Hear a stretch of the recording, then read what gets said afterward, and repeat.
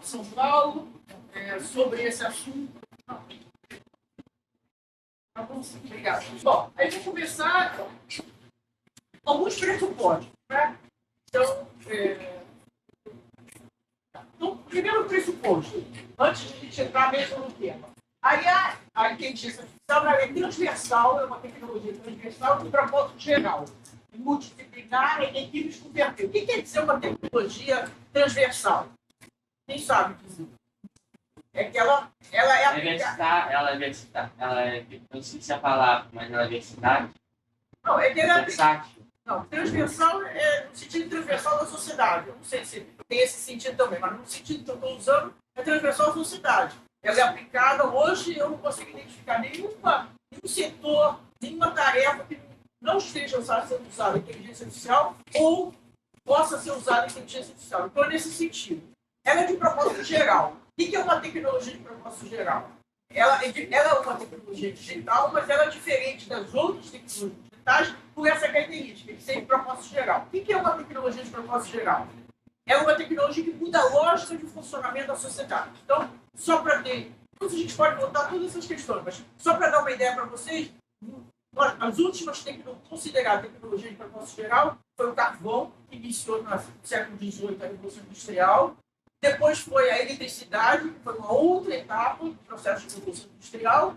Depois a computação e do século XXI é a inteligência artificial. Então muda a lógica de funcionamento da economia.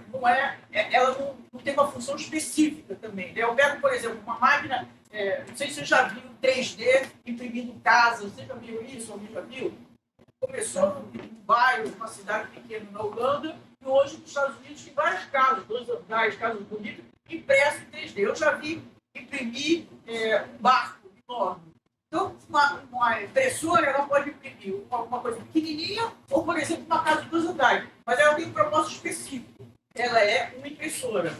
Então, a inteligência artificial ela permeia várias outras tecnologias. Bom, a outro pressuposto, assim, para a gente começar, é que ela é social e humana. Né? Então, depende de como a gente está usando. Então, muitas das discussões sobre questões éticas estão relacionadas com como que nós, seres humanos, usamos essa tecnologia. Como funciona para qualquer tecnologia. Né? Como que eu uso. Ela não é neutra, isso é importante, assim como nenhuma tecnologia é neutra. Né? Então, à medida que eu vou interagindo com ela, ela também me impacta. Né? Se a gente pegar a história da evolução humana, sempre foi junto com o desenvolvimento tecnológico e sempre a tecnologia mudando a maneira como a gente funciona e vice-versa. Mas ela depende, então, ela não é neutra, mas ela depende de como que a gente está usando. Então, é uma tecnologia social e humana. Né? Depende de como os humanos inserem no ambiente técnico-social. Bom, terceira, isso aqui é uma grande discussão, não é consenso, isso é minha opinião. Eu acho que a gente tem que superar a ideia de centrado no humano. Então, se a gente vê assim, praticamente todos os documentos que estão se discutindo inteligência artificial no mundo têm essa pegada, centrado no humano. E eu acho que isso é uma roubada. Parte do que a gente está vivendo hoje, de desgaste ambiental, tem a ver com esse foco. Desenvolvimento da sociedade humana focado no humano. Né? Então, tem que focar em todo o ecossistema. Então, o que é a natureza, o que são os animais, em suma, todo mundo que vive nesse ecossistema. Bom, a mediação tem sempre várias camadas. Eu não sei se vocês sabem, mas todos os aplicativos, plataformas que nós usamos hoje no cotidiano, na essência da inteligência artificial. Todo mundo sabe disso?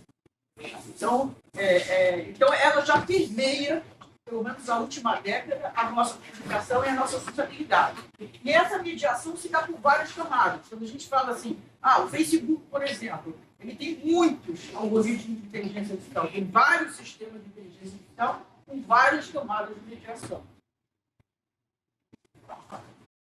Bom, isso aqui é muito importante para vocês guardarem, inclusive que a gente vai voltar a esse assunto.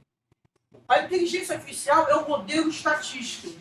Né? A técnica que eu vou mostrar já, que permeia praticamente todas as implementações hoje de inteligência artificial, é um modelo estatístico. E como todo modelo de estatístico, que é o modelo estatístico de probabilidade? Ela tem uma variável intrínseca de incerteza. O que quer dizer isso? É sempre a probabilidade de alguma coisa acontecer. Né? Então, nunca é certo. Pode ter lá a probabilidade 98%, mas pelo menos vai ter 2% que é de incerteza. Então, sempre tem um fator de incerteza. Então, isso que é diferente das máquinas programadas. Alguém que sabe programação? É diferente das máquinas programadas. Então, isso, para mim, é uma grande mudança que está acontecendo hoje. Eu vejo essa discussão, mas para mim é muito importante. Nós estamos migrando de um mundo de máquinas programadas para um mundo de máquinas probabilistas. No mundo de máquinas programadas, se o programador fizer tudo certo, a máquina vai entregar aquilo pela qual ela foi programada, não tem erro. Ela vai repetir, seja quantas vezes for, aquela mesma tarefa, daquela mesma forma que ela foi programada. No mundo de máquinas probabilistas, que são as máquinas com inteligência artificial, não é assim. Mesmo que o desenvolvedor faça tudo certo, ela é uma probabilidade e ela se modifica ao longo do tempo com a entrada de novos dados que a gente vai ver já. Então, só que vocês fixassem que essa mudança é muito grande. Quando a gente pensa do ponto de vista de avaliação de risco, dos potenciais danos, tudo muda quando eu estou falando de máquinas programadas para máquinas probabilistas. Então, isso é uma mudança, é uma das mudanças, por exemplo, que eu falei no início, da lógica de funcionamento da economia e da sociedade. 6, isso aqui também queria ressaltar. Cada implementação tem a sua especificidade. Às vezes me chamam para falar sobre, muitas vezes, aliás, principalmente desde 30 de novembro, a minha vida pegou uma loucura. Eu tenho a impressão que eu passei 7 anos estudando só inteligência artificial e, de repente, é a estreia. Agora, todo mundo fala isso durante anos que eu estudei. As pessoas me perguntavam, mas o que é isso? A maior parte não sabia nem o que é que eu estava estudando. Agora é o assunto. Então, cara, ele perguntou sobre a ética em geral. É difícil, claro, tem algumas questões éticas em geral, mas, de fato, para você fazer um trabalho a sério, pode identificar questões éticas, depende de cada setor. Então, a ética, por exemplo, a aplicação de inteligência artificial na saúde é bem distinto da comunicação, é bem distinto da educação, da segurança. Então, o que se chama domínio de aplicação. Cada setor de aplicação tem as suas especificidades. O sétimo é que é difícil identificar o que é IA. Parece assim, brincadeira. Aliás, a minha coluna, eu tenho uma coluna na época de negócio, só sobre esse assunto, vai sair a coluna de amanhã, de sexta-feira, exatamente sobre essa questão, as definições. Não há consenso no mundo sobre como definir a inteligência artificial. Então, é sempre mais fácil definir o que não é inteligente, identificar o que não é. Então, a gente tem uma tendência a achar que grande parte de tudo que acontece na internet é inteligência artificial. Não é. Por exemplo, os núcleos não é a internet, os sistemas de disseminar informação, mensagem, não é inteligência artificial. Um conjunto de outras tecnologias agindo no espaço da internet. Bom, então era esse os primeiros. Agora vamos entrar no assunto. Então, eu vou começar do início, né? Porque o que importa aqui é eu passar para vocês agora. Não sei se vocês sabem, então eu vou pegar a lógica. Né? Ninguém aqui vai sair sabendo desenvolver um sistema de inteligência artificial, não é o propósito. Então, qual é a lógica? E os fundamentos? Como é que a gente começa? Como é que é o processo de decisão? A gente sempre toma decisão a partir de informação. Quanto mais importante é a decisão, mais a gente busca informação. É assim que funcionam as pessoas e é assim que funcionam as instituições. Não existe nenhuma atividade da economia que não seja centrada em buscar informação e fazer previsão a partir da informação. Então, é esse sempre o processo. Se eu vou produzir essa camisa, eu preciso fazer uma previsão de quantos eu vou vender. Aí, a partir de dizer, por exemplo, vou vender 100. Aí eu vou lá e faço a previsão, quanto de matéria-prima eu preciso, quantos funcionários eu preciso, qual o tamanho da minha fábrica, do espaço para produzir aquelas 100 camisas, que é a previsão. Tudo é a base de previsão. Não existe uma atividade que você faz previsão e nós fazemos previsão. Quando a gente encontra alguém, um menino, uma menina, e a gente gosta, a gente já começa a fazer previsão. Vai rolar, não vai rolar, vai deixar de mim, vai ser legal. Tudo a gente funciona a nossa lógica de previsão. Bom, então é isso. Sempre decidimos com base em informação. Isso não é novo. Então, pelo menos há 3, quem sabe estatística, coisa. Então, pelo menos há 3 décadas, há 30 anos, existem modelos preditivos, modelos estatísticos de previsão. Então, nessa sempre raciocínio. Eu tenho, claro, se eu procuro uma festa, eu não preciso fazer um modelo. São poucas informações. Mas se eu estou, por exemplo, numa fábrica, vamos pegar Nestlé, qualquer grande fábrica, qualquer produtor de carro, eu tenho muito mais informações e tenho que fazer previsões muito mais assertivas. Então, eu preciso de um modelo. E esses modelos, eu trabalhei muitos anos no mercado financeiro, na década de 80, 90, quando tudo dava certo, o máximo que a gente conseguia prever, tínhamos uma equipe mais ou menos inteligente, vamos dizer assim, a gente conseguia prever a tendência. A tendência de alguma, por exemplo, o preço de uma ação, a tendência de quanto seria. Hoje você consegue fazer previsões acima de 90% de assertividade. Então, vocês podem imaginar o que isso significa de ganho para uma atividade econômica.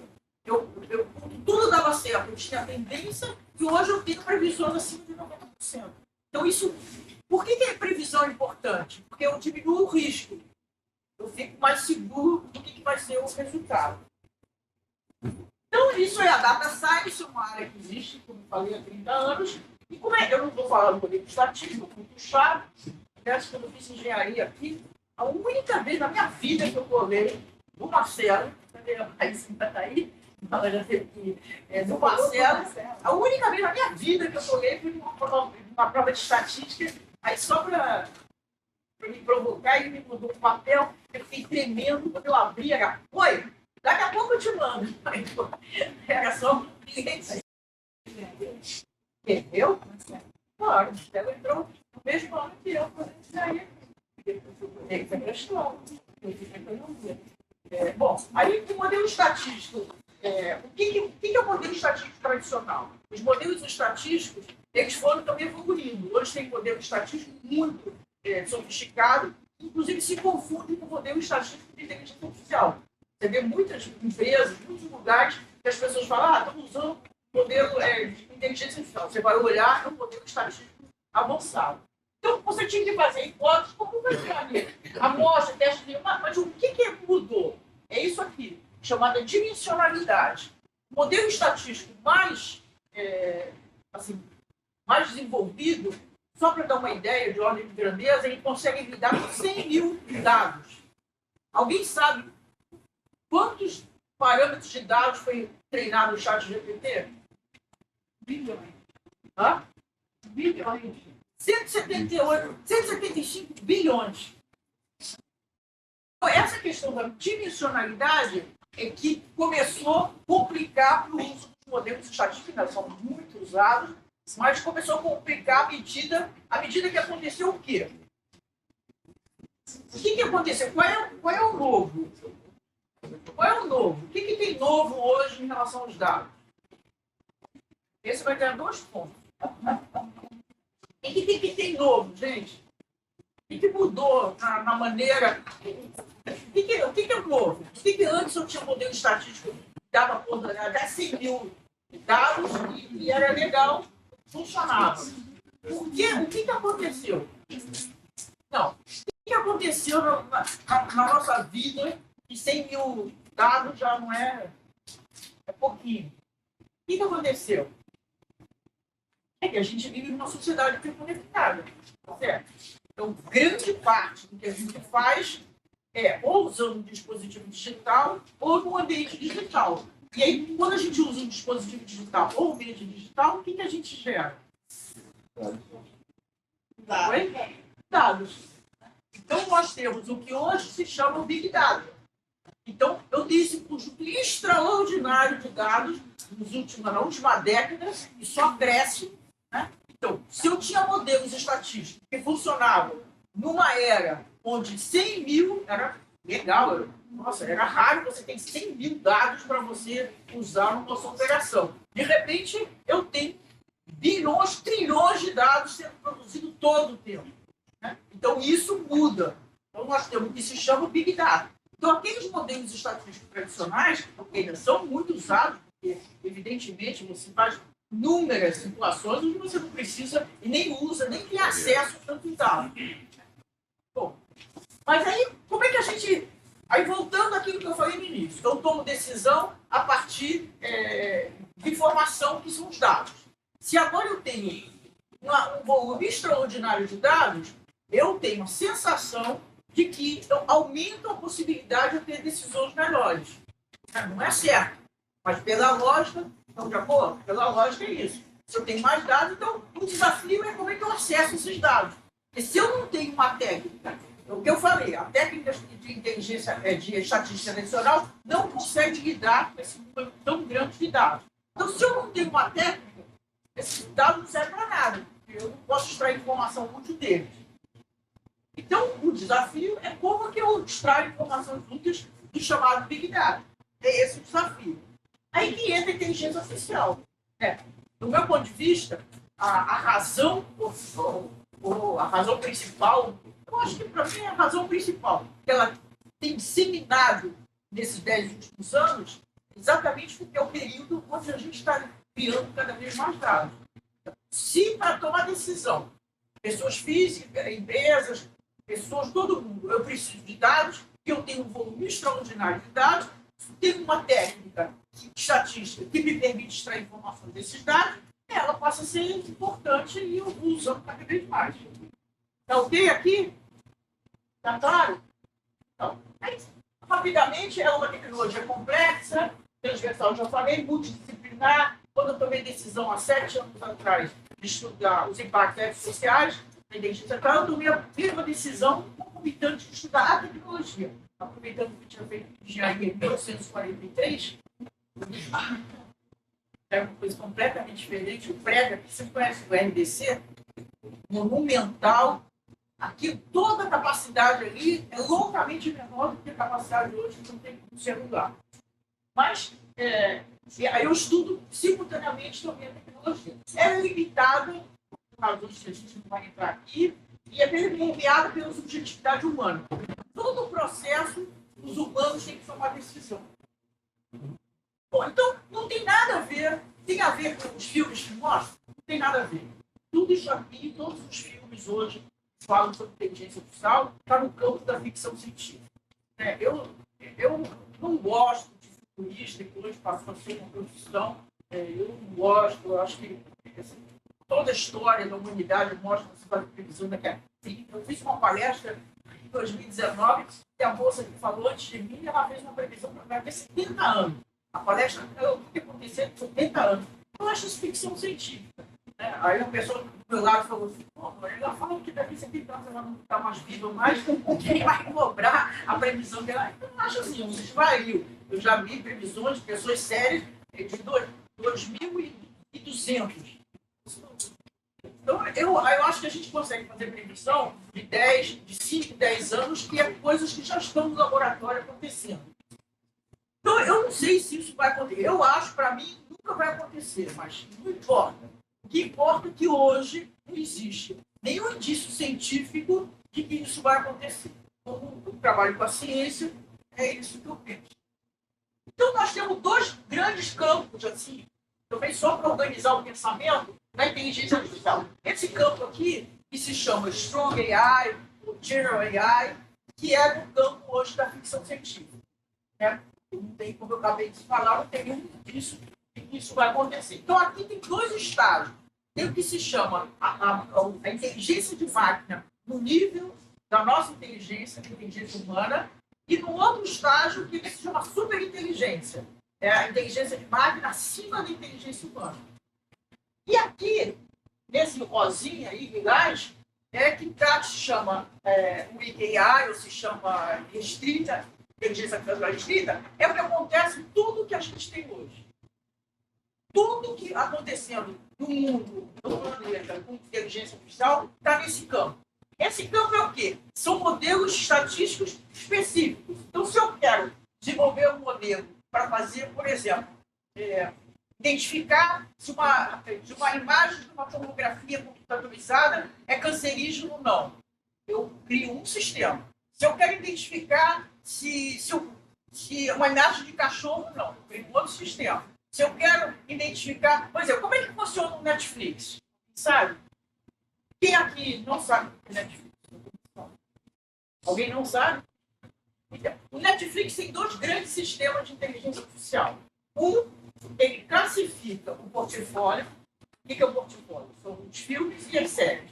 E do outro, ele classifica os assinantes. Né? Então, a personalização não é individual. Ele não personaliza Dora. Ele põe todos os assinantes, ele agrupa por clusters. Né? Então,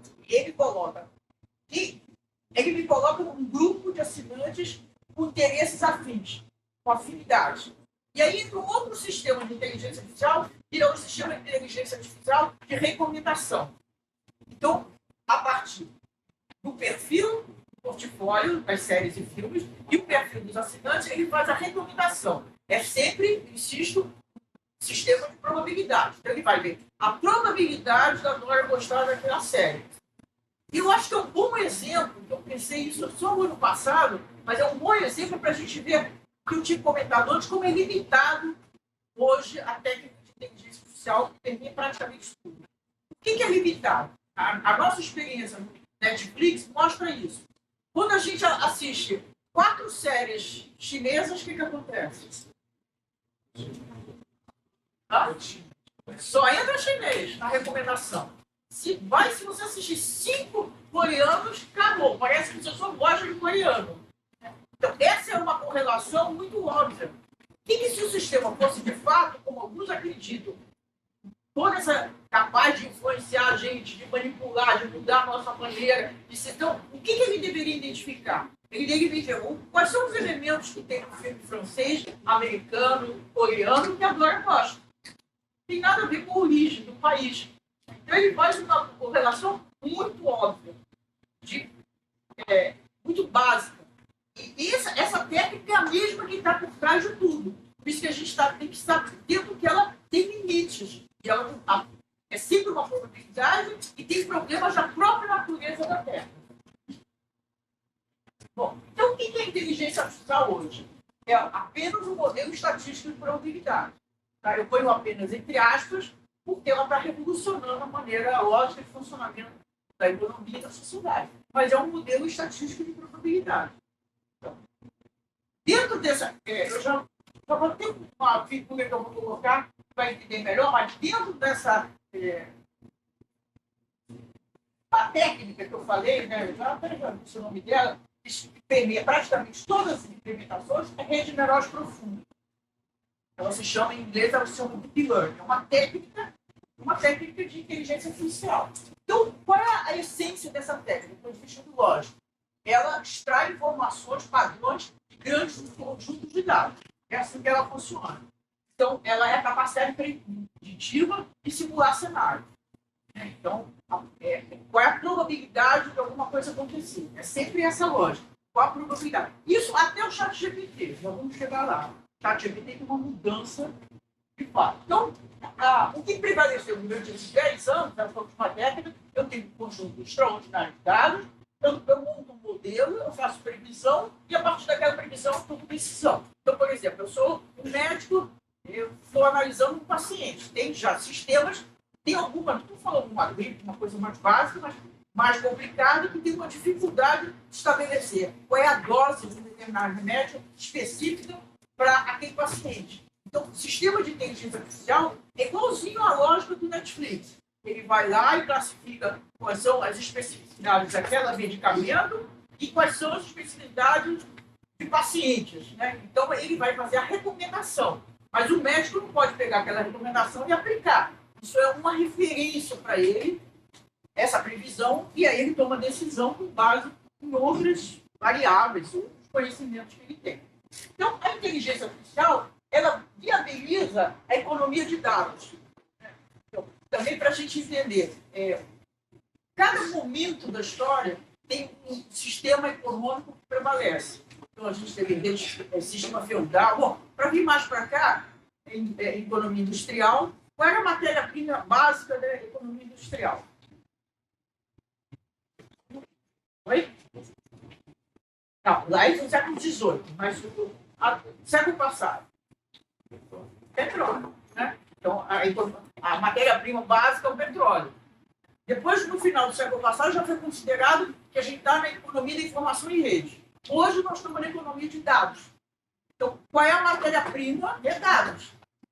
Qual é a principal razão que essas grandes plataformas, né, o Google, a Meta, o Facebook, a Amazon, qual é a grande vantagem competitiva que elas têm? Claro, elas têm tecnologia sofisticada, mas isso não é a questão. O principal de tudo é que o modelo de negócio dela é baseado em dados. E elas produzem internamente a matéria-prima. Então, é como se a gente pegasse, na época do petróleo, que continua tendo a OPEP, que é a Organização dos Países Produtores de Petróleo. Então, eles, por exemplo, eles definiam os preços do petróleo e, consequentemente, todos os preços relativos da economia. Tinha um impacto monumental. Hoje, essas empresas elas dominam uma quantidade extraordinária de dados. Cada vez que a gente interage no Google, a gente está produzindo dados.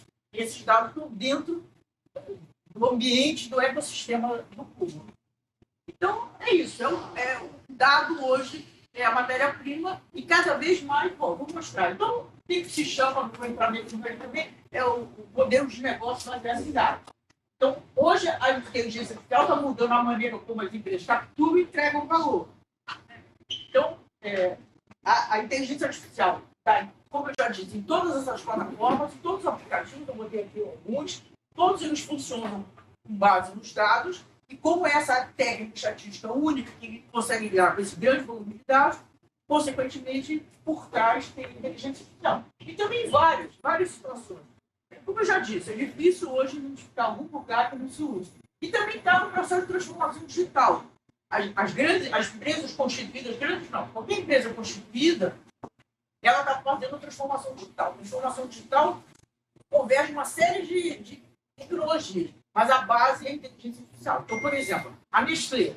A Nestlé, ela também está usando os dados. Há 10 anos atrás, a head dessa área deu aula no meu, uma disciplina minha, e ela apresentou o processo que eles estavam de criar e organizar os dados gerados dentro de toda a operação da Nestlé, para ter uma base para, a partir daí, fazer previsões sobre qualquer coisa baseada nesses dados. Então, esse processo de transformação digital das empresas, aí entrou o ChatGPT. Nos últimos 10 anos, nós tínhamos os modelos estatísticos, inteligência artificial, fazendo previsões sobre qualquer coisa, ou praticamente qualquer coisa, e de repente entrou o ChatGPT. Qual é as duas grandes diferenças do ChatGPT em relação ao que a gente tinha antes? O que fala? Uma delas.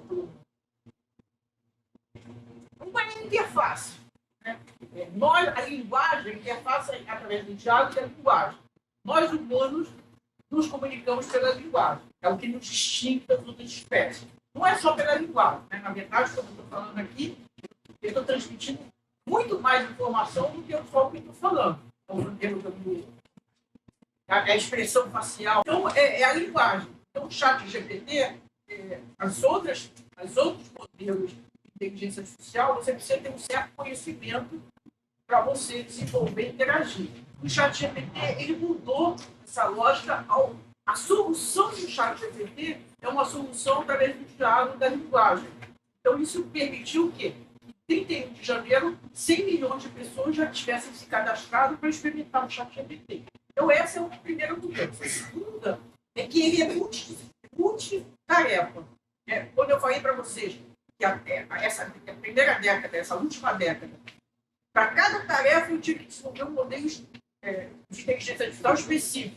O ChatGPT é multitarefa. Eu posso perguntar para ele coisas mais variadas. E o ChatGPT é um exemplo, né? Mas tem o Vale, do Google, tem o Gama, da Meta, tem vários já, as empresas chinesas também. Mas pegando o ChatGPT como referência, ele é multitarefa, certo? Eu posso lá perguntar qual o medicamento, não devo fazer isso, mas eu posso perguntar Sai uma pesquisa de 30% das pessoas estão usando o chat GPT para se divertir. Então, é multitarefa isso. Eu posso usar para várias coisas. Algumas, se eu uso para me divertir, não tem impacto importante na sociedade. Eu vou estar rindo. Agora, se for de fato divertido. Agora, se eu uso, por exemplo, para pedir um medicamento, eu já tenho impacto, uma questão ética séria, porque eu posso matar o paciente, ele faz indicações e eu tenho que voltar. Então, aqui só tem vários outros que estão surgindo. E está acontecendo duas coisas. Nós temos, no caso do chat do Barber, o Brasil ainda não está disponibilizado, só em alguns países, para interação pública. Mas o chat GPT tem essa parte que nós interagimos. Quem aqui já experimentou o chat GPT? E tem isso que vocês estão experimentando, mas tem uma outra coisa. O chat GPT, como quadro, ele está sendo acoplado, tem a parte invisível, ele está sendo acoplado aos outros produtos. Então, quem criou o chat GPT é a OpenAI. É uma empresa de códigos abertos, todo mundo. A partir de agora, ela virou, praticamente ela virou Microsoft. Microsoft colocou 10 bilhões de investimento e tem um contrato de exclusividade. Significa isso. Todos os produtos criados pela OpenAI só podem ser comercializados exclusivamente pela Microsoft. Então, a Microsoft ela está agregando aos produtos, outros produtos dela, o chat GPT. Da mesma forma que a Google está fazendo com o Bard, por exemplo. Então, o Google já anunciou que daqui a pouco, quando a gente fizer uma pesquisa no Google Search, fazer pesquisa no Google normal, vai aparecer um texto, jeitão tem o chat GPT, e além dos links, das referências, como é hoje. Então, essa parte. Além disso, eles também estão disponibilizando para as empresas a comprarem os seus produtos. Eu tive uma reunião, por exemplo, com a Vivo, e a Vivo, a área de inteligência artificial, está trabalhando com a Microsoft e com o Google, incorporando nos seus produtos essas soluções de inteligência artificial. Então, vamos retornar aos primórdios da inteligência artificial. Então, eu tinha falado qual era o desafio, por que foi criado o campo da inteligência artificial em 1956, exatamente. Qual era o desafio? É você fazer com que uma máquina ela reproduza algumas das capacidades do cérebro biológico, do cérebro humano, dos seres humanos. Só que soluções para problemas intuitivos. Então, o que tinha até então, antes da inteligência artificial? Era a programação. Como é que eu consigo, por exemplo, se eu conheço alguém, a pessoa vem andando, eu já sei que tem um jeitão de andar, eu já sei, poxa, aquela pessoa, muito antes de ver o rosto. Tem uma série de percepções que a gente tem que são intuitivas, que a gente não consegue explicar. Por exemplo, dirigir. Eu posso pegar, qual é o seu nome? Eu posso pegar a Beatriz na minha frente, nunca entrou no carro para dirigir, eu falo, Beatriz, faz isso, isso, isso. Ela sai, vai dirigir, não vai conseguir. Tem que ter a própria experiência. Então, você não consegue colocar nem a intuição, as analogias que a gente faz, nem a complexidade. Por exemplo, um ser humano reconhece um carro, o carro pode estar de cabeça para baixo, virado, com qualquer iluminação, qualquer cor. A gente sempre sabe que é um carro. Como é que você coloca todas essas possibilidades numa programação? Você não consegue fazer isso. Os primórdios da inteligência artificial teve uma corrente forte que predominou, tinha mais recursos investidos em financiamento, que trabalhou nessa linha. Fazer a programação, mas não tem como colocar todas essas questões. Isso que nos faz, Eu, por exemplo, eu sei que a Adriana é uma pessoa. Por analogia, eu sei que todo mundo aqui é uma pessoa. Se eu treino um sistema de inteligência artificial para reconhecer a Adriana, ele não vai fazer essa analogia. Os outros também são pessoas. Não tem isso. Ele faz correlações. Ele não tem pensamento, ele não entende, ele não tem significado. Não é nada disso. É só um modelo estatístico de probabilidade. Então, com essa dificuldade, a gente tinha essas duas abordagens. Essa que eu falei, que fundamentalmente a programação, e essa que pensou, bom, temos que sair tem que ter outra saída. E aí foi criada essa sub-área, em 1959, que é a área que, bom, a máquina tem que aprender por si só. Sempre fazendo analogia com o ser humano. Então, como é que ela aprende por si só? Através de dados. Então, são exemplos de dados que ela vai aprendendo por si só. Então, tem essas que eu já falei, o raciocínio simbólico, a programação, e baseado no aprendizado a partir de dados que são as redes neurais. Então, essa rede de neurais profundas, que é a técnica. Então, bom, eu vou mostrar aqui. Em inglês é Deep Learning, que foi criado por esses três, principalmente esse acabou de sair, botei esse Google, porque ele acabou de sair agora de abril, depois de 10 anos à frente do Google e American. Eles são de universidade e são também. O Ian é o chefe da área de inteligência artificial do Facebook, da Meta, e o Hilton até abriu agora, ele era chefe de pesquisa de inteligência artificial do Google. Então, a pergunta é só pensando na lógica. Né? Eu tive um labrador impressionante, é igualzinho a sua foto, porque os labradores são diferentes, mas esse parece o meu labrador. Mas, quando eu faço a programação, qual é a pergunta que eu faço na programação? Eu tenho quais são as características do campo. Né?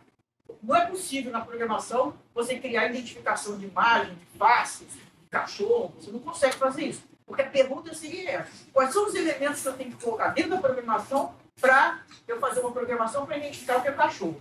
Com a inteligência artificial, o que eu faço? A lógica. Eu mostro milhões de fotos do cachorro do sistema. E aí o sistema, quando eu mostro uma nova foto de cachorro, ele faz uma correlação. É como ele pensasse, não pensa nada, como modelo estatístico, mas é como se ele pensasse. Onde eu já vi essa foto? Ele faz uma correlação burra, sem entender o significado, sem entender nada. Já vi naquele milhões de fotos de cachorro. Como é que o chat GPT funciona? É também um modelo estatístico. Bom, deixa eu fazer uma coisa antes. Então, dentro dessa técnica que eu falei, né? A única técnica hoje que permite praticamente tudo, chama-se rede de neurais profundas, dentro do inglês. Essa técnica ela tem duas grandes categorias. A IA preditiva, que foi essa que eu já falei várias vezes, predominou essa última década, e tem essa IA generativa. Todas as duas vêm da mesma técnica. Então, vocês sempre lembram o exemplo que eu dei do Netflix, para ver como que não é perfeito, muito longe disso. Qual é a diferença dessas duas técnicas? É uma coisa que se chama arquitetura. Então, essa técnica, eu posso organizar ela em arquiteturas diferentes. O que é uma arquitetura? Parece complicado, mas acho que dá para vocês entenderem. Então, o que é uma arquitetura? É exatamente o senso comum que a gente fez. Como é que eu estou organizando essa sala, a arquitetura de um prédio, da casa, é arquitetura. Então, eu tenho a inteligência artificial, que é um campo. Dentro desse campo, tem uma sub-área, que é o aprendizado de máquina, é um caminho alternativo à programação, que começou a dar certo a partir de 2012, tudo muito recente.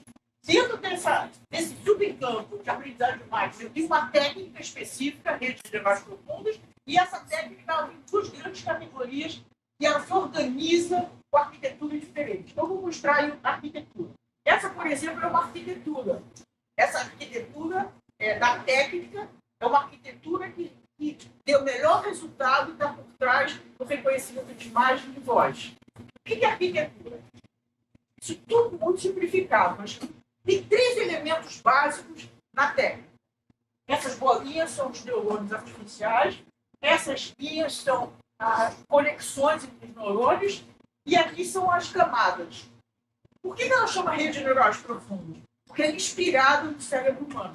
Inspirado. Gente longe da complexidade do cérebro humano. Como é que é o nosso processo cognitivo? Nós temos 86 bilhões de neurônios na nossa cabeça e 85 bilhões de células coadjuvantes no processo de cognição. Uma informação entra no nosso cérebro, ele percorre várias camadas. E os neurônios, as camadas de neurônios se conectam, se chama sinapse, e transmite informação, que a informação vai melhorando. Essa lógica, que é o conceito de conexionismo, que está por trás da ideia que foi desenvolvida dessa rede neural. Então, eu vou mostrar uma outra. Essa é uma outra arquitetura. Aqui são duas redes. As mesmas bolinhas, as conexões, as camadas, mas são duas redes. Essa é uma arquitetura já de aprenditivo. É a primeira arquitetura de aprenditivo que é a GAN. A GAN foi criada em 2014, como também eu acho que todas as aplicações de inteligência artificial têm um lado benéfico e maléfico. Ela, por exemplo, ela restaura obra de arte, imagens, ela melhora na saúde, por exemplo. Eu posso reduzir o tempo do paciente ficar sobre radiação, né? Porque ele faz uma imagem que não está boa e o sistema AGAM melhora a imagem. Mas ele também produz a deepfake, o que é o lado negativo, digamos. Então, alguém que todo mundo sabe o que é deepfake, sabe, né? Então, é a mesma arquitetura. É a primeira arquitetura de IA generativa, que é a GAN, que foi proposta em 2014. Então, assim, também tudo simplificado. E essa aqui é a CNN, que é aquela arquitetura, maneira como se organiza os 3 elementos, que são camadas, neurônios artificiais e as conexões entre eles, para produzir essa CNN é a que é usada para reconhecimento de imagem de voz, e essa, por exemplo, é a arquitetura do ChatGPT, que é o Transformer. Então, essa arquitetura do ChatGPT, ela foi criada em 2017 pelo Google, visando a área de tradução do Google, e é código aberto. Isso é uma das grandes encrencas que está em debate, porque a OpenAI usou uma arquitetura produzida pelo Google em código aberto, criou uma solução, sem dúvida, espetacular, apesar de todos os problemas, que é o ChatGPT, e imediatamente ela fechou. O GPT-4 já não dá informação nenhuma. Isso já deu reação do Google, que as 2 últimas semanas ele fechou a pesquisa no código mais complicado. Então, nós vimos um conceito de desenvolvimento científico da inteligência artificial de código aberto, colaborativo, e passamos pela iniciativa do OpenAI, o Altman, CEO do OpenAI veio aí, lá no Museu da Manhã, ali na hora fez 2 pesquisas em termos absolutamente pertinentes, uma delas foi essa. A resposta foi uma divulgação total. Então, essa é a arquitetura. Então, só para vocês verem, assim, a maneira como se organiza, tá vendo? É diferente. Então, é isso que está por trás. Aí, para a gente entender, assim, como eu dei o exemplo para vocês do Netflix, para ver como é limitado, vou dar um exemplo do que aqui já usou a tradução do Google. Então, aí no Netflix é a mesma técnica, rede de neurais profundas, que é usada em praticamente tudo. No caso da tradução, é a mesma técnica, é a mesma arquitetura do ChatGPT. Também para a gente ver como que é limitado. O que acontece quando a gente põe texto em português para sair para o inglês? Se você não tem o domínio do inglês, você está mudado. Você tem que fazer os ajustes. Não só que ele erra muito, mas é difícil ele traduzir corretamente. Ele melhorou muito, essa técnica vai melhorando com a integração, mas é difícil ele perceber a lógica do idioma. Cada idioma tem uma lógica. Né? Quando a gente fala assim, a tradução ao pé da letra, ele não levou conta a lógica. Né? Ele traduz de uma maneira que nenhum nativo daquele idioma fala daquele jeito para dizer aquelas coisas. Parece aquela coisa, parece criança aprendendo a falar, nenhum americano, nenhum inglês fala daquele jeito. Então a gente tem que fazer o ajuste. É a mesma técnica, é a mesma arquitetura que está por trás do ChatGPT. Isso significa o quê? O mais aconselhável para usar o ChatGPT, se não for para se divertir, é usar para domínios, para assuntos que a gente tem algum conhecimento. Porque aí a gente consegue perceber onde está o erro. Né? Logo no início, o professor lá da USP perguntou quem eu era. Aí tem um texto enorme sobre mim.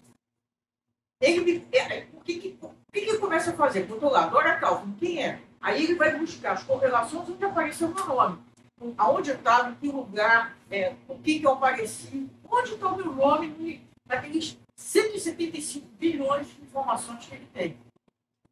Aí o que ele fez? Ele me botou na academia, ele me botou numa empresa. Ok. A partir daí, todas as outras informações estavam divulgadas. Não tinha nada. Nem onde eu fiz graduação, nem onde eu fiz pós, nem onde eu fiz doutorado, onde eu fiz pós-doc. Nada onde eu dou aula hoje, tudo equivocado.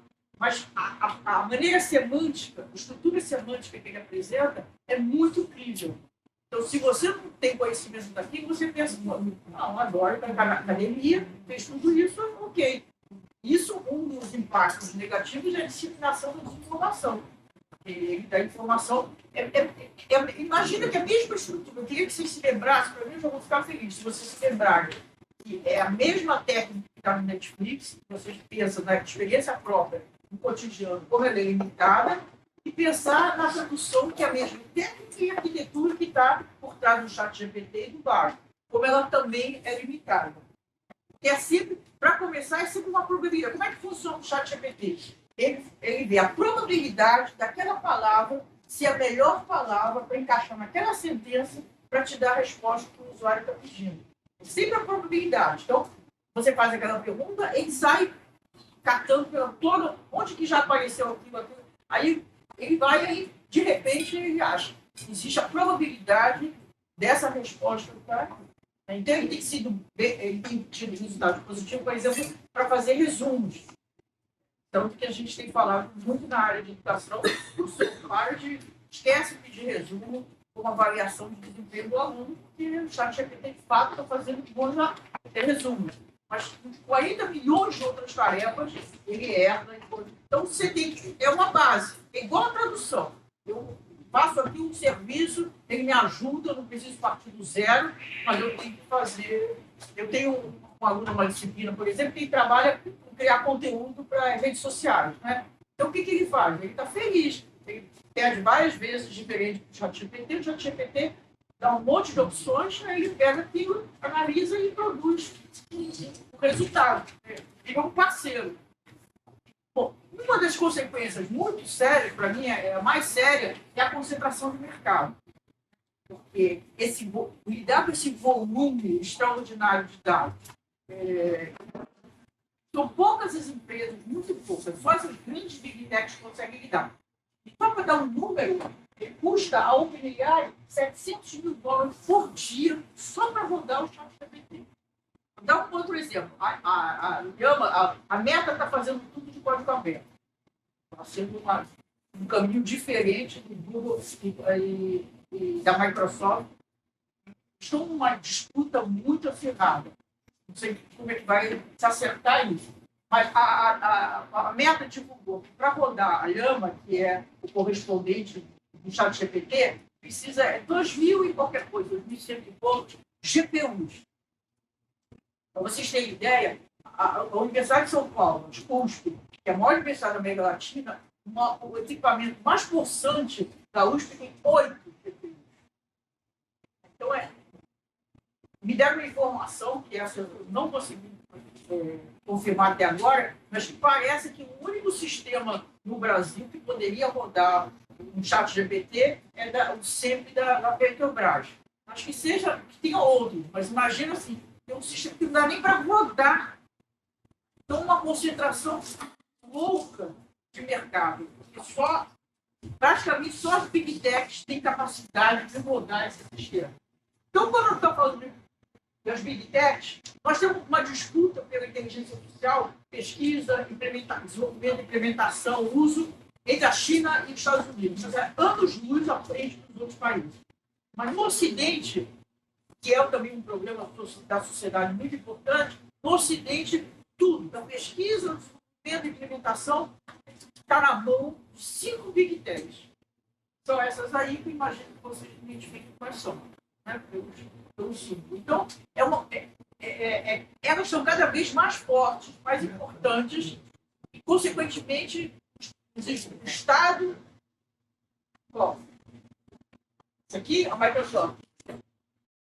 Então, o Face, a Amazon, a Microsoft, o Google e a Apple. Então, os Estados estão cada vez mais frágeis, mais fragilizados para lidar. Aí eu gosto dos números. Na minha coluna, uma das colunas que eu discuti sobre essa questão que você está no mercado, eu peguei esses números. Então, para vocês terem ideia, qual é a grande questão dessas grandes empresas, as big techs? Elas não produzem produtos e serviços, elas produzem ecossistemas. Elas são... Olha só os números. Em fevereiro de 2023, o Google foi o buscador preferido de 93,37% da população mundial. No Brasil, nós brasileiros, 96,83% dos brasileiros, em fevereiro desse ano, fizemos pesquisa no Google. Isso é uma concentração assim. Aí vamos lá. No final de 2022, 22 de dezembro, o navegador do Google Chrome, tinha 65,84% do mundo, no planeta Terra, era um navegador de praticamente 66% da população. E aí vai.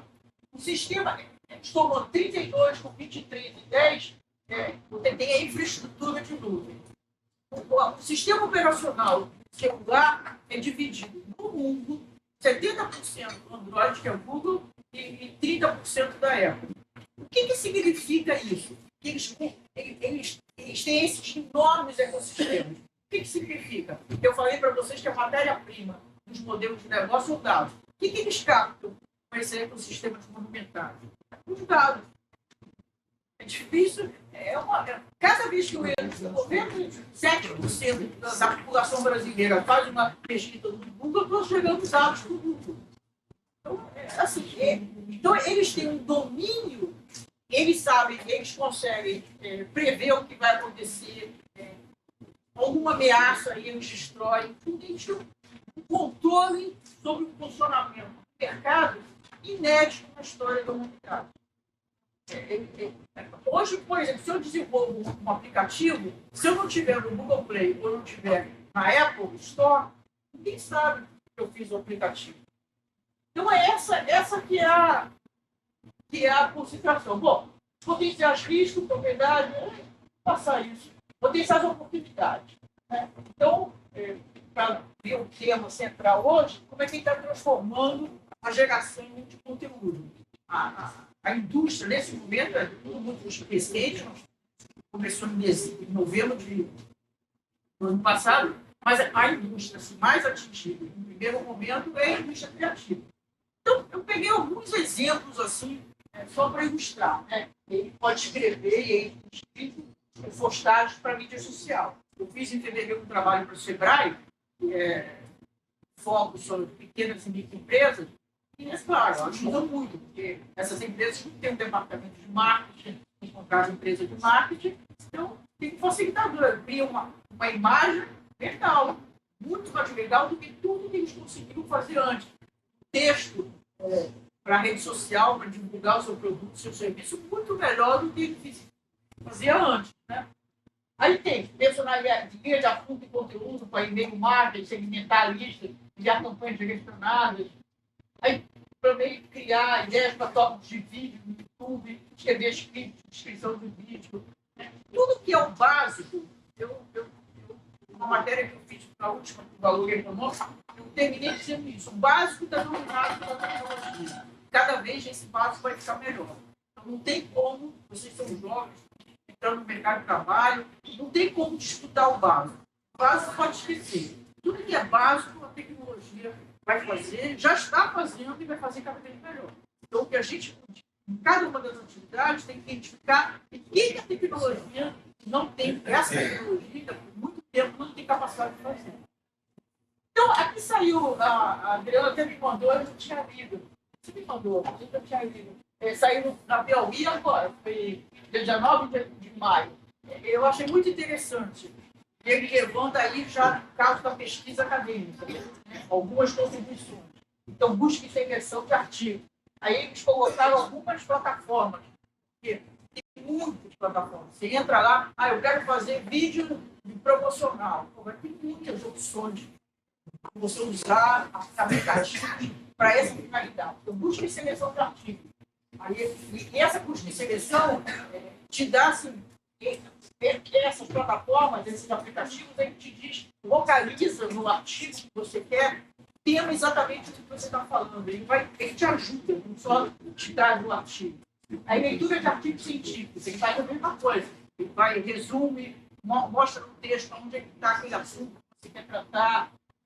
Análise dos dados. Ele produz gráficos. Né? Eu almocei ontem com um cara que ele é consultor e ele faz gráficos para os clientes. Ele falou que testou, o ChatGPT fez muito melhor do que ele fazia nos gráficos. Então, é isso. Então, aí começa pelo ChatGPT e tem as outras. Pesquisa qualitativa, quantitativa. Então, cada um, na sua atividade, vai experimentando o ChatGPT e esses outros aplicativos de inteligência artificial e outros aplicativos que usam o ChatGPT para outras soluções. E vai experimentando. As possibilidades são inúmeras de facilitar a nossa vida. Então, se eu era um cara especializado em fazer gráfico, esquece. Vai fazer uma outra coisa. Porque difícil você se remunerar e sobreviver fazendo gráfico. A apresentação de PowerPoint é esse tipo de apresentação. Essas minhas eu que faço, porque basicamente sou imagem. Eu faço cada vez que eu falar, mas há muitos anos já tem milhões de aplicativos que tem lá, você baixa, que você quer fazer a aplicação, a apresentação, da mesma forma, gráfico, né? Então está cada vez melhor, escrita. Então, o que ele te faz? Você não vai chegar e pedir, olha, vou dar desses e põe escrita, mas ele te ajuda. Primeiro, ele faz a leitura e identifica erros ortográficos, palavras repetidas, ele sugere um sinônimo. Então, ele te ajuda a você melhorar o seu texto. Ele também, se você pedir para fazer um texto integral, vai sair bobagem, provavelmente. Então, é sempre um auxiliar. Bom, aí, o último assunto é como é que a gente enfrenta toda essa situação, dessa proliferação e desse domínio da inteligência artificial. Não tem outro jeito, na minha opinião, que não seja o Estado, o governo regulamentar. Então, existe muitas...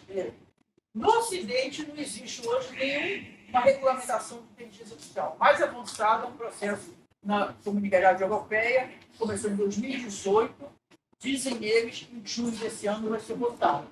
Mas, bom, aí não vou entrar nesse mérito, mas cada vez mais eles tinham feito uma proposta de regulamentação antes do ChatGPT, tiveram que mudar, está cada vez mais difícil de como é que... Aqui no Brasil também é um processo, tiveram 3 projetos, e agora, dia 3 de maio, o presidente do Senado transformou em projeto de lei um trabalho que foi feito com a comissão de 8 juristas, e é isso que deve ficar em discussão esse ano, talvez ano que vem, no Senado brasileiro. Também já escrevi sobre isso. Tem grandes partes que eu acho que não é viável, mas é toda uma discussão. E, por outro lado, também eu tenho envolvido em iniciativas, uma coisa é a regulamentação do Estado, que é a lei, né? Para dizer como usar a inteligência artificial, quais são os cuidados, quais são os riscos que têm que ser evitados.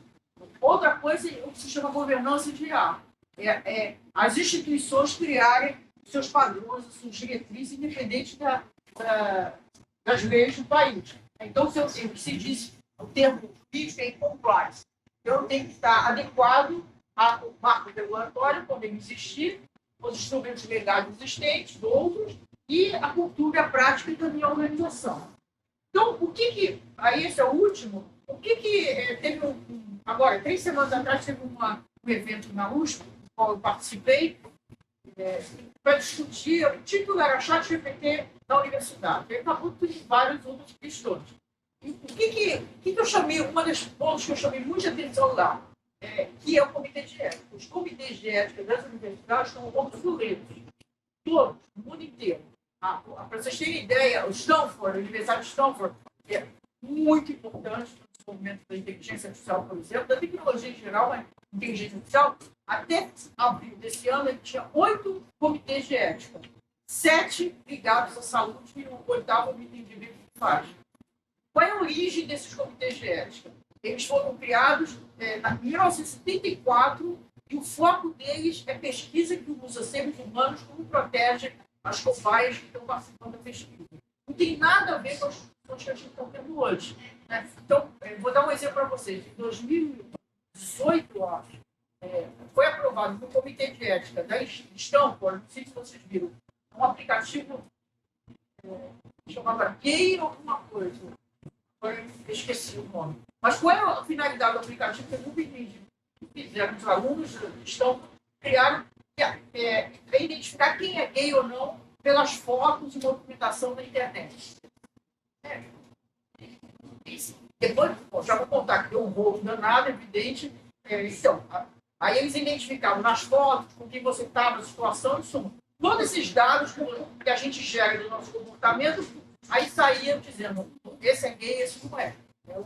Então, isso vem desde uma invasão de privacidade total, absoluta, e eu quero lá que tem um aplicativo que identifica se eu buguei ou não. Isso é uma questão minha, isso. Aí, mas passou pelo comitê de ética cristão, foi. Porque exatamente o que ele estava. O foco é mesmo dos 30 anos últimos, ou 40 anos, ver. Usa pessoas na pesquisa e coloquei. Aí deu um rolo danado nos Estados Unidos, razões óbvias, e aí os meninos que desenvolveram esse sistema falaram que eles desenvolveram para proteger os gays, também não entendi o que era. Era para proteger. Como é que protegia? E era só uma exposição. E aí tem um rolo, criticar o comitê de ética. Então, isso foi um exemplo que ficou muito emblemático para mostrar. Eu olhei rapidamente, assim, fiz pesquisa para os comitês de ética das universidades do Brasil, também começar pela USP, absolutamente obsoleto. Então, a universidade é muito importante na produção de conhecimento, na produção de sistemas básicos de inteligência artificial, e é muito importante ter o seu comitê de ética para o lado. O que é um comitê de ética? Por exemplo, em 2021, foi numa disciplina minha, uma menina que tinha, uma moça que tinha acabado de defender a tese de doutorado na UFRJ. Ela era da área de tecnologia, de engenharia, e ela desenvolveu um aplicativo para a área de educação. Aí, a praxe, né, a regra, ela tem que passar por um comitê de ética antes de defender o doutorado. Aí, qual é o comitê de ética que avaliou? Foi da medicina. Foi pura burocracia. Tomei um susto, perguntei para ela, mas como assim? Porque era a única faculdade que tinha um comitê de ética constituído. Foi só a burocracia. Todo mundo vai concordar que alguém da medicina não tem a menor condição de avaliar um sistema desenvolvido na engenharia para usar a educação. Aí você vê, o pessoal da engenharia topou, o pessoal da educação topou e o pessoal da medicina toparam. É uma coisa absolutamente formal. Então, tudo isso que a gente tem que mudar no nosso ambiente, que é a universidade, porque a gente dá referências para o resto. Eu falei lá nesse ponto da USP que a gente critica as empresas, nós da universidade, criticamos o governo, mas dentro de casa, ninguém se toca que os comitês de ética são obsoletos, que a gente, porque se a universidade criar, ela vai ajudar o mercado, empresas a ter referência. O que seria um comitê de ética? Bom, aí essa de fato é a última. Qual é a dificuldade que está por trás de tudo isso? É que se isso aqui, esse target, que é a inteligência artificial, ela está se modificando todo o tempo. Ela é complexa e ela está avançando aceleradamente. Então, como eu disse antes, toda a estrutura da proposta regulamentar da Comissão Europeia, foi pensado sobre o chatbot, por exemplo. A única coisa que dizia na proposta de regulamentação original dizia que o provedor tinha que avisar o usuário se era um chatbot ou uma pessoa que ele estava interagindo. Só que esses chatbots que a gente lá, quem conhece o Magazine Luiza, esses chatbots básicos. Mas aí vem o ChatGPT e é outra coisa. Então, a evolução dessa tecnologia é muito rápida. E em países democráticos, processos de regulamentação, você tem que discutir com a sociedade. Essa proposta da Comissão Europeia começou a ser discutida em 21 de abril de 2021. E tem que ser discutida.